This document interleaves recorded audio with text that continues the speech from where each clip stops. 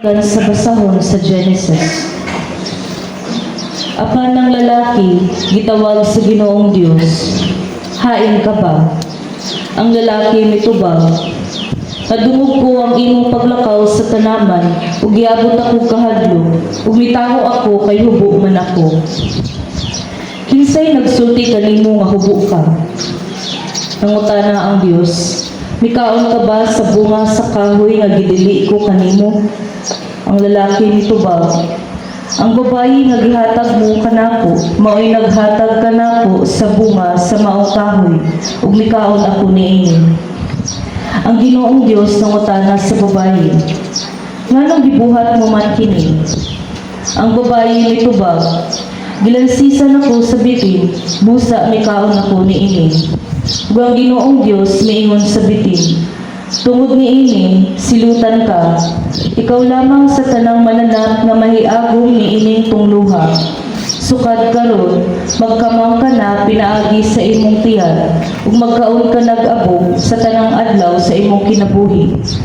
Himuon kong magbinungtanay ikaw ug ang babayi, mahimong kaaway ang tawo ug ang bitin, ug mahimong kaaway ang imong kaliwat ug ang iyang kaliwat. Dugmo ko niya ang imong ulo ug paakon mo usab ang iyang tikod. Ang pulong sa Ginoo.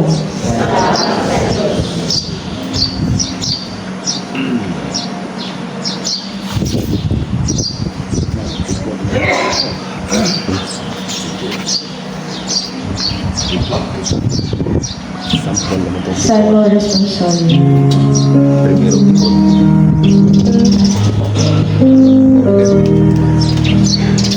Iya sa Ginoo ana ang kaluoy, ug ang kapuno sa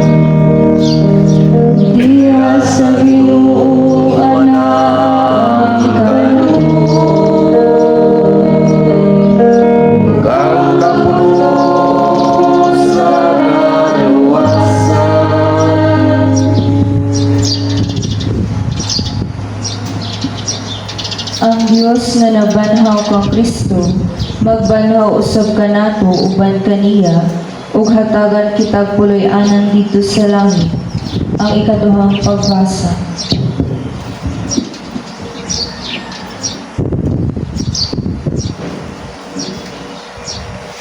Kinutlo, gikan sa ikaduhang sulat ni San Pablo ngadto sa taga-Corinto. Ang kasulatan nag-ingon, misulti ako tungod kay mituo man ako. Sa samang diwa sa pagtuo, misulti usab kami tungod kay mituo man kami. Kay nasayod kami nga ang Dios nga nagbanhaw sa Ginoong Hesus, magbanhaw usab kanamo uban kang Hesus. Ug iya kaming dad-on uban kaninyo ngadto sa iyang atubangan. Gibuhat kining tanan tungod kaninyo ug sa kadaghan nga mga tawo nga makadawat sa grasya sa Dios. Mulabi kadaghan ang ilang mga pag-ampo sa pasalamat alang sa himaya sa Dios. Tungod niini, wala gayud kami kawadid kasibot, bisag nag-anam nagkahugo ang among lawas. Ang among espiritu gilig-on adlaw-adlaw, ug kining gamay ug umaaging kasamo nga among giantos, nagbanhaw kanamo labing kadako ug walay katapusang himaya, labaw kaayo kaysa mga kalisdanan. Kay wala kami magtan-aw sa mga butang nga dili makita, kundili sa mga butang nga dili makita. Kaya ang mga butang nga makita dili mulungtad ug dugay. Apan ang mga butang nga dili makita, walay katapusan. Kay nasayod kita nga inig katunas na niining atong yutan-ong puloy-anan nga mao ang atong lawas. Hatagan kita sa Dios og puloy-anan dito sa langit. Usa ka puloy-anan nga walay katapusan ug siya gayud ang nagbuhat. Ang pulong sa Ginoo. Salamat sa Diyos. Alleluia. Karon mao ang panahon nga hukman ang kalibutan. Karon palagputon ang magmando niining kalibutan. Ug kun isa na ako gikan sa yuta, kabigon ko ang tanang tawo nga rika nako. Alleluia.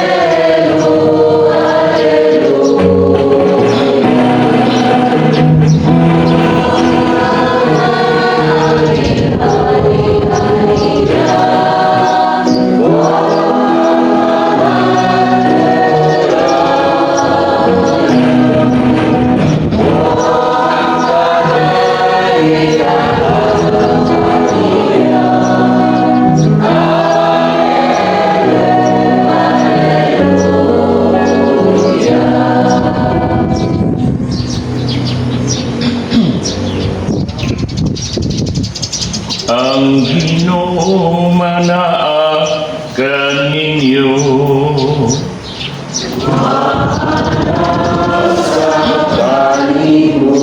Kinutlo gikan sa Ebanghelyo sumala ni San Marcos. Kapitulo 3, versikulo 20 ngadto sa 35. Unya, may pauli si Jesus sa ila o nagkatigom na usab dito ang dakong panon sa katawhan. O tungod ni ini, si Jesus o ang iyang mga tinunan wala nagani higayon sa pagpangaon. Sa pag-asayod ni ini sa iyang mga kabanay, nangadto sila aron pagkuha kaniya kay ang mga tao nag-ingon man nga nabuang na siya. Dihay ipila ka mga magtutudlo sa balaod nga nangabot ikan sa Jerusalem og sila ningon ana ang kaniya si Beelzebul. Ang uban ningon ang pangulo sa mga yawa maoy naghatag kaniya sa gahom paghingilin sa mga yawa.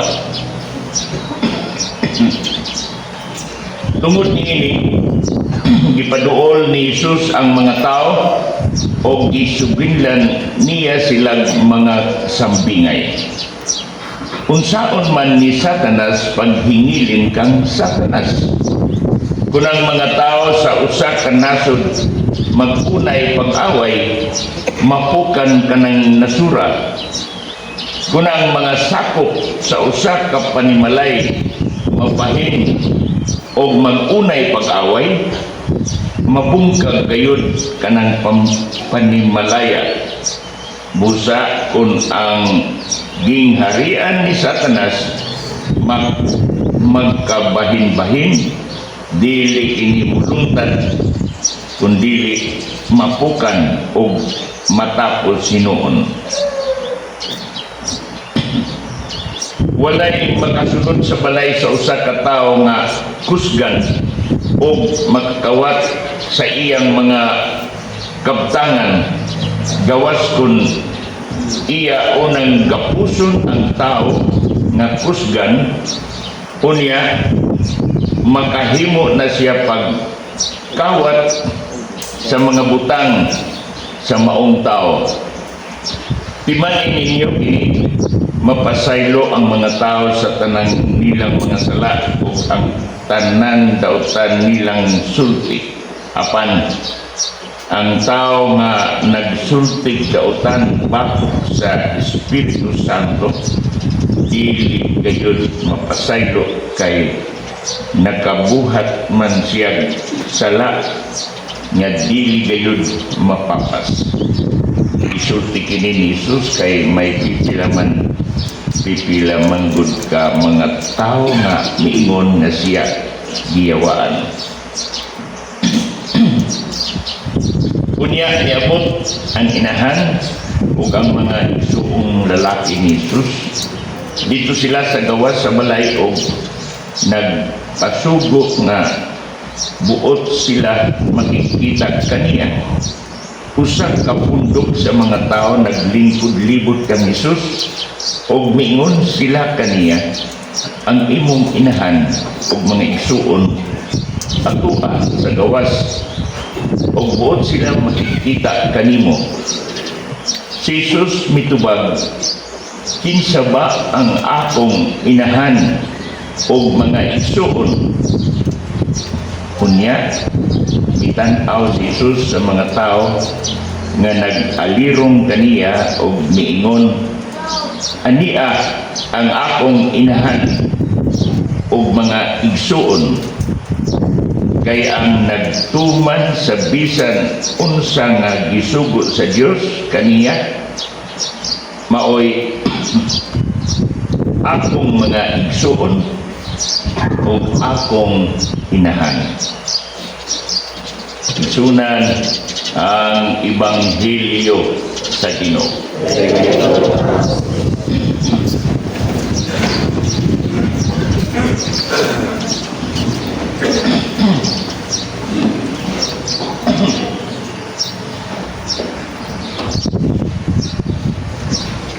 Mga inugma nga igsunan ni Kristo, maayong buntag kanyang tanan.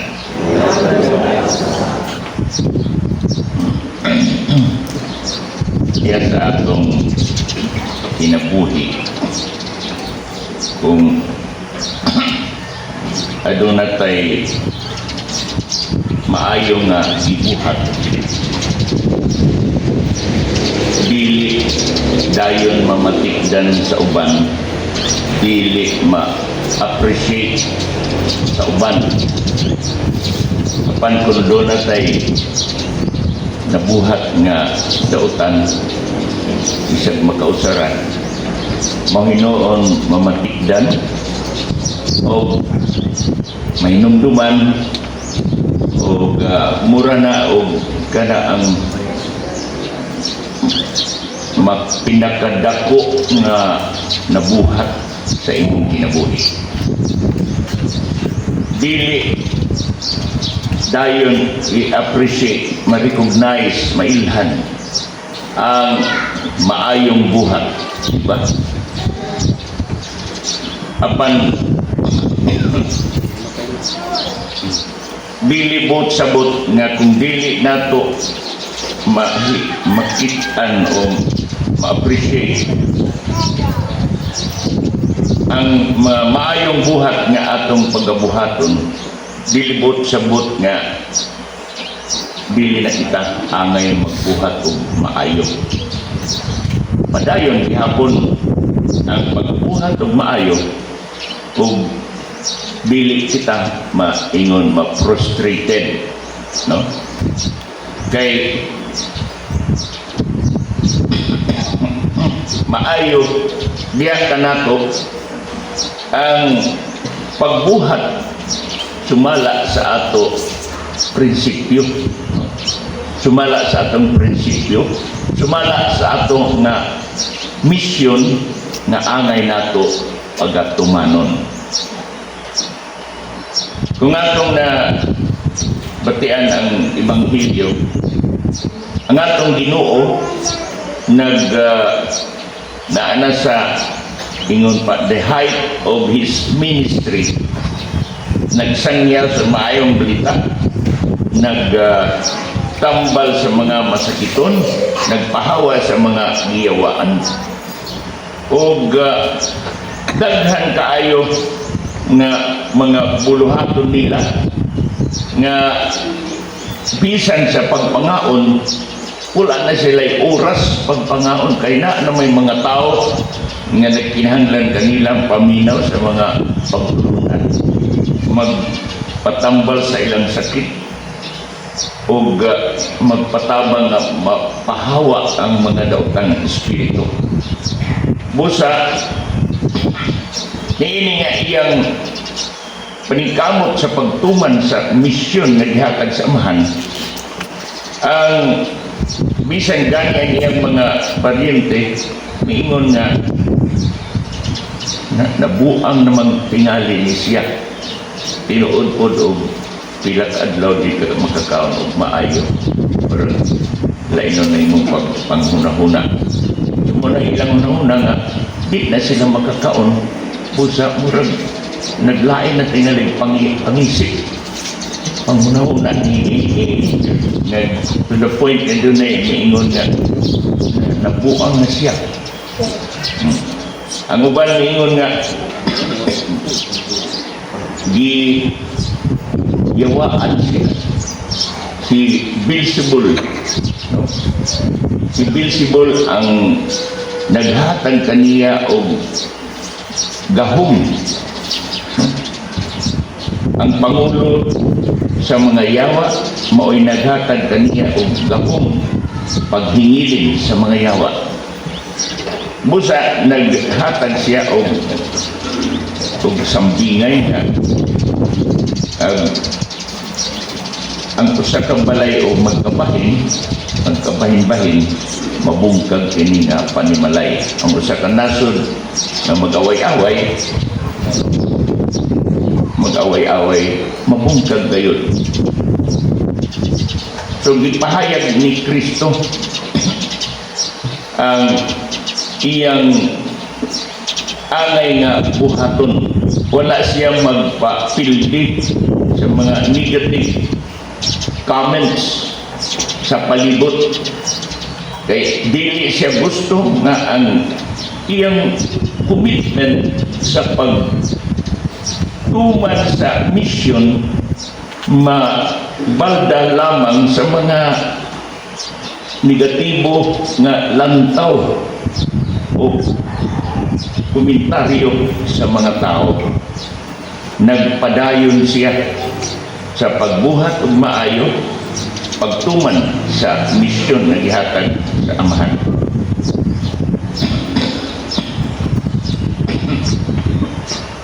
Mga kaigsunan ni Kristo, diha sa atong diha sa simbahan o diha sa katilimban,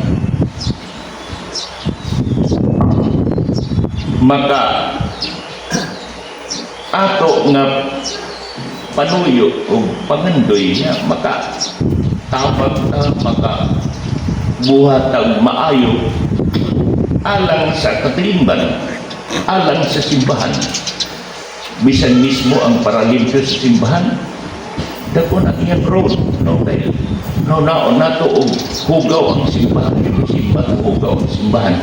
Murag, di ba may nun that cleanliness is next to godliness. O dili limpyo, murag maglisod po ang atong godliness na pagpamalandong. So, kining bahala na og say mga komentaryo sa uban apan kung imong tumanon kining gibuhat nimo ang angay nga imong pagabuhaton, no? Gibuhat nimo o bisan unsa nga mga role nimo ang atong mga commentator, ang atong mga readers, ang atong music people, no? Hindi sila mayon nato ginagmay ang responsibilidad apan kung ilang tumandog maayo makita nato ang kaanindot sa coordination, cooperation dinhi nga aron ang tinatibok ang resulta maayo gayon.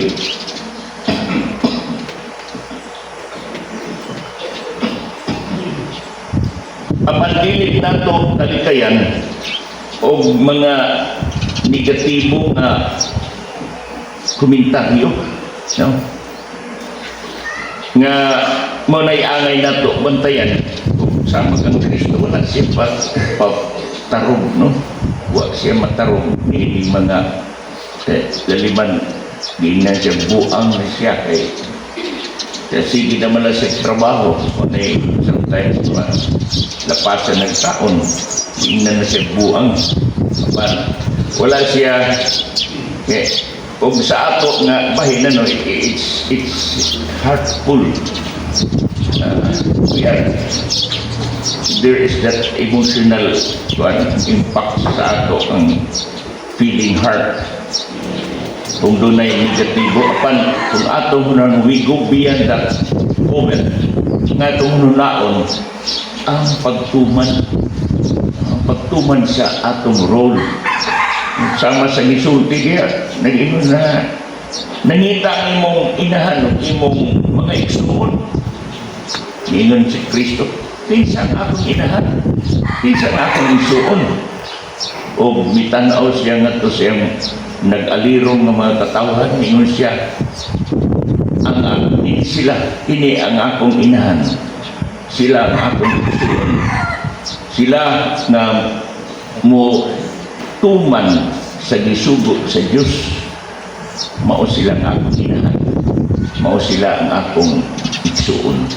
So diya sa atong kinabuhi brothers and sisters doon natay mga responsibilidad role sa diya sa katilingban diya sa simbahan nga alay nato o gisamon ka nato aron manindot ang resulta matuman ang mga panuyo sama sa cleanliness sama sa atong orderly na pagsaulog sa santos nga misa nga tuod angay nato tumanon, no? Angay nato tumanon o kung ato ituman malipay kita malipay ang katilingban.